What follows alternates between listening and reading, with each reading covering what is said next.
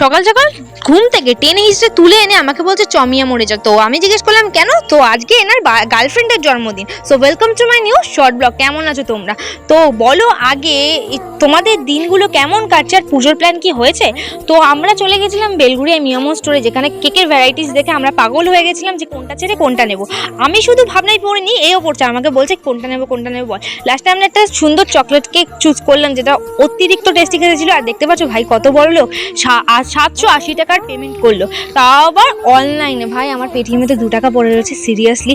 যাই হোক, বড় লোকটা বিষয় না, বিষয়টা হচ্ছে গার্লফ্রেন্ডের জন্মদিন বলে কথা, একটু স্পেশাল তো করতেই হবে, সে যত টাকাই যাক, বছরে একটা দিন আসে। তোমরা কি বলছো? আমাদের সাথে মতামত থাকলে অবশ্যই কমেন্টে লিখো। একদম ঠিক। তো এখানে ও মিষ্টিও নিয়ে নিয়েছে, কারণ যারা যারা আসবে তাদেরকে খাওয়ানোর জন্য। এটা অবশ্য আমার আইডিয়াটা একটুখানি ঘরোয়া হলেও এটা ঠিক। তো বাড়ির সামনে এদের জমে থাকে মানে 12 মাসই জল, তারপর জলমল পাড়িয়ে কত কষ্ট করে আমরা চলে গেছিলাম গোপুর ঘরে, মানে গোপালের ঘরে।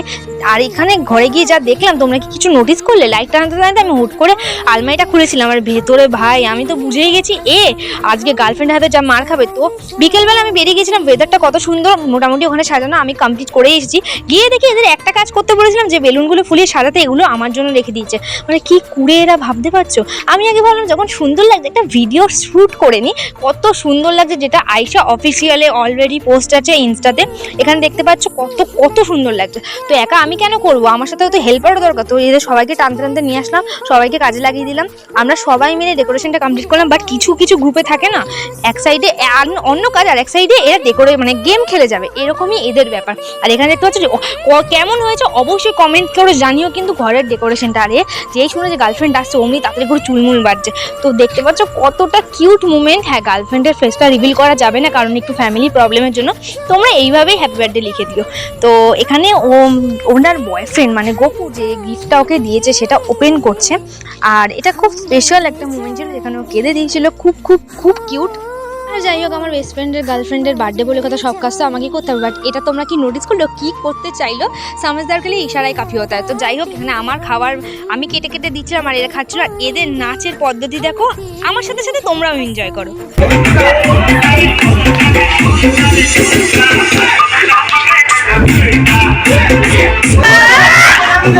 সোহাগে নাচবো আমার বুকে জড়াইয়া,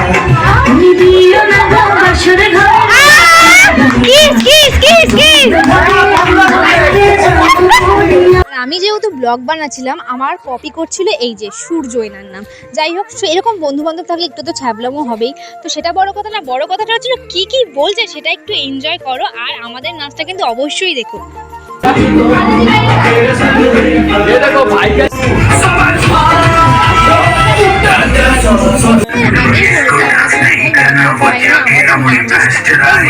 মতো না ওরা মদ খেয়েছিল না আমরা মদ খেয়েছিল, তো কেউ সিরিয়াস নিও না, টেক ইট ইজি ভাই।